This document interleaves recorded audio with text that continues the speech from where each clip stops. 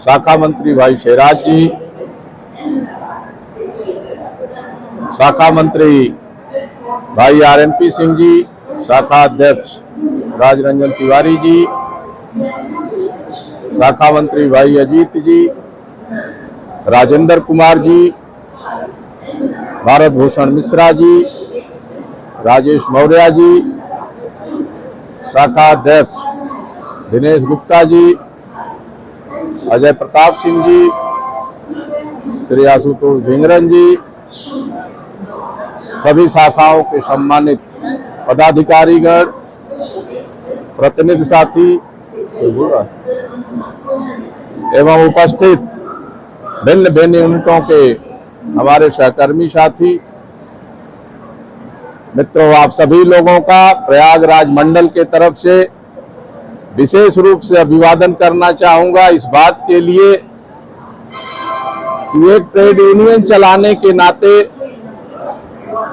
कर्मचारियों की समस्याओं को उठाना, चाहे पत्राचार के माध्यम से हो, PNM के माध्यम से हो, इनफॉर्मल के माध्यम से हो, और जब समय रहते समस्याओं पे प्रशासन विचार नहीं करता है तो प्रशासन को जगाने के लिए हमारे पास ट्रेड यूनियन एक्ट में यही कार्रवाई है कि हम संतुलित तरीके से प्रशासन को नोटिस के माध्यम से अवगत कराते हैं। उसके उपरांत हम धरना प्रदर्शन, आम सभा, ये कार्रवाई शुरू करते हैं। मित्रों, आप सभी लोगों के जज्बे को देखते हुए हम मान के चल रहे हैं कि एक दिन का नहीं, एक महीने का एक कार्यक्रम है और मुझे ऐसा विश्वास है, भरोसा है कानपुर की ब्रांचों पे, ये कार्यक्रम अनवरत आप लोगों को जोश और उत्साह से चलता रहेगा।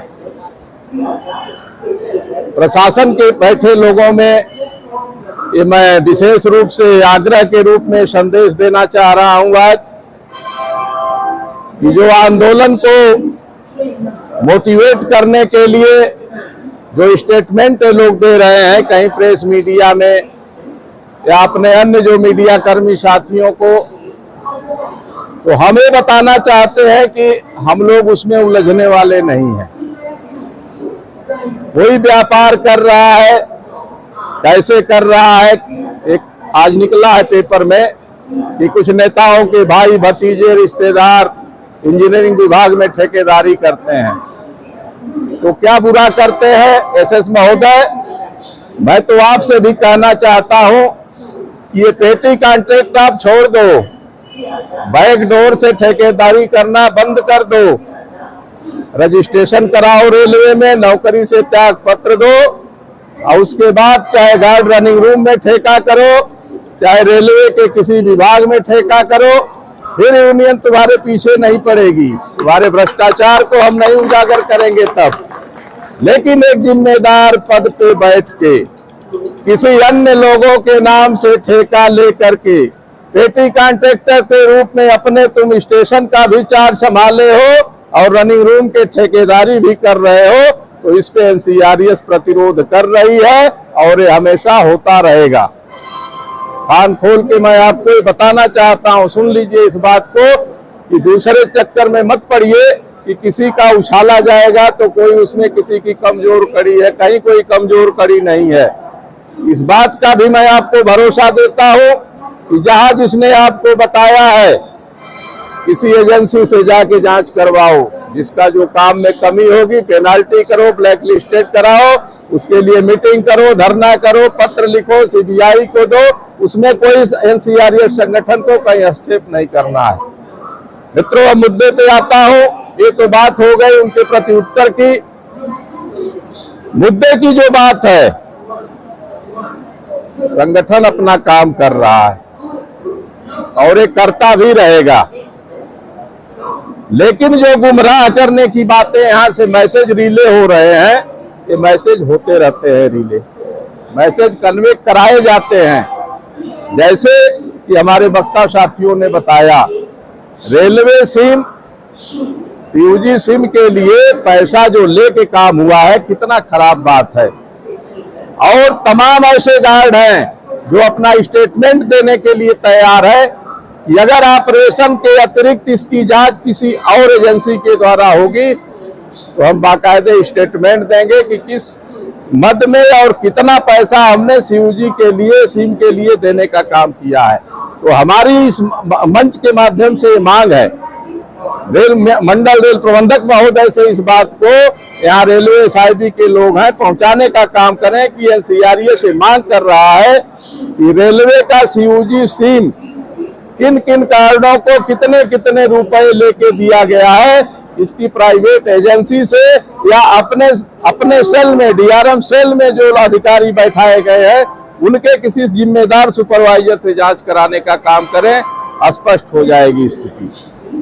दूसरी जो बातें कमियां हैं उन पे भी हम थोड़ा सा प्रकाश डालेंगे। मित्रों, आप लोग आ रहे हैं, सुबह से शाम तक बैठ रहे हैं, पूरी ऊर्जा के साथ आप जो है इसमें शिरकत कर रहे हैं, थोड़ा सा और बढ़ाने की जरूरत है। बढ़ाने की इसलिए जरूरत है कि कोई भी प्रभावशाली सुपरवाइजर हो या अधिकारी हो, सबका एक कार्यकाल होता है, 3 साल, 4 साल, 2 साल, लेकिन 4 साल से ऊपर रेलवे बोर्ड का मैनुअल किसी भी सुपरवाइजर या अधिकारी को एक कुर्सी से स्थानांतरित करने का है। 4 साल के बाद उसका स्थानांतरण हो जाता है।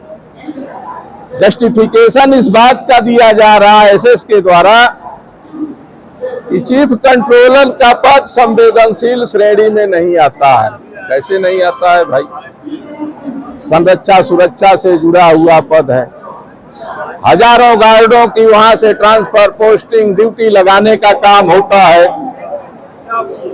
तमाम भ्रष्टाचार के मामले, आरोप उनके ऊपर लग रहे हैं।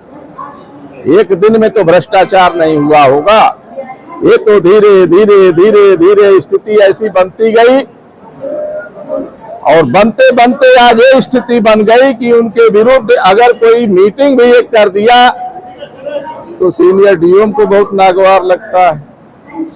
क्यों नागवार लग रहा है? स्पष्ट रूप से मित्रों आप जान लो कि चीफ कंट्रोलर के द्वारा किए गए भ्रष्टाचार की अक्षरशः जानकारी एसएस कानपुर को भी है, सीनियर डीएम प्रयागराज को भी है, इसीलिए उनको खराब लग रहा है। अगर कोई ईमानदार अधिकारी होता, अगर कोई इस पे गंभीरता से विचार करता तो इस तरह की प्रक्रिया नहीं होती। लेकिन उनको भी ये लगता है ये रेल मेरी पैतृक संपत्ति है कि कैसे यूनियन वालों को दबाया जाए। तो एक बात हम बताना चाहेंगे कि एनसीआरएस एनएफआईआर संगठन बहुत सूझबूझ के साथ, बहुत संतुलित तरीके से क्रमशः हम आगे बढ़ने का काम कर रहे हैं। उकसावे की बात जहां तक है, तमाम लोग आपके बीच में भी आएंगे, कह रहे होंगे यार 6वां दिन है आंदोलन का, अभी कुछ हुआ नहीं, कुछ तेज होना चाहिए। नहीं मित्रों, थोड़ा सा संयम से काम लीजिए, थोड़ा सा संयम और धैर्य की जरूरत है। कानपुर सेंट्रल स्टेशन का प्लेटफार्म नंबर 1 है, वीआईपी प्लेटफार्म है, और आज नहीं कल अगर इस पे वार्ता संतुलित नहीं होगी, समस्या का निदान नहीं होगा, तो कोई न कोई जिम्मेदार अधिकारी यहाँ जरूर आएंगे। और आप यकीन मान के चलें कि डिवीजन लेवल पे भी, हेडक्वार्टर लेवल पे भी हमारे जो वरिष्ठ नेतागण हैं वहाँ पे बराबर अधिकारीगण संपर्क में है। तमाम तरह की भ्रामक बातों पे आप लोग ध्यान मत दीजिए। जब दिया बूझने पे होता है तो बहुत तेज जो है प्रकाश करता है। तमाम उलझुल बातें एसएसबी बोलने का काम कर रहे हैं, लेकिन ज्यादा कुछ हमें इनकी बातों पे विचार करने की भी जरूरत नहीं है। आंदोलन को आप बढ़ाने का काम करिए। कहना ये चाहूंगा कानपुर सेंट्रल के अपने बहादुर शाखा अध्यक्ष और संचालनकर्ता भाई कृपाकर मिश्रा जी से, शाखा मंत्री नौजवान भाई शेराज अहमद से, कि जिस साहस का आप लोगों ने परिचय दिया है ये भी एक नजीर बनेगी। अभी भाई अजय सागर जी हैं, संगठन सचिव के पद पे शाखा में काम कर रहे हैं, बहुत बड़ा योगदान उनका भी है इसमें। और शाखाओं के एक एक आदमी, एक एक गार्ड, चाहे वो बबलू सिंह हो या हमारे राय साहब भी खड़े हैं, सीटीएम साहब के चीफ ओएस हैं, यहाँ खड़े हैं दम बांध के, तमाम जो शाखा के लोग हैं, ये मान के चलिए कि कॉमर्शियल और ऑपरेशन ब्रांच माना जाता है कि वहां पे स्टाफ बहुत कम निकलता है।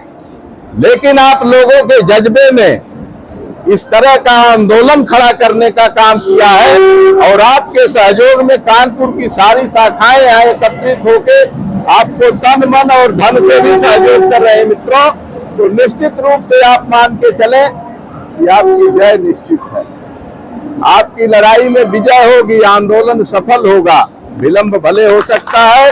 और ज्यादा कुछ न कह के मित्रों, इन्हीं सब बातों के साथ मैं अब चाहूंगा कि आप लोग 10 मिनट का प्रदर्शन करेंगे, उसके बाद विधिवत रूप से सभा समापन की घोषणा की जाएगी। थोड़ा तिवारी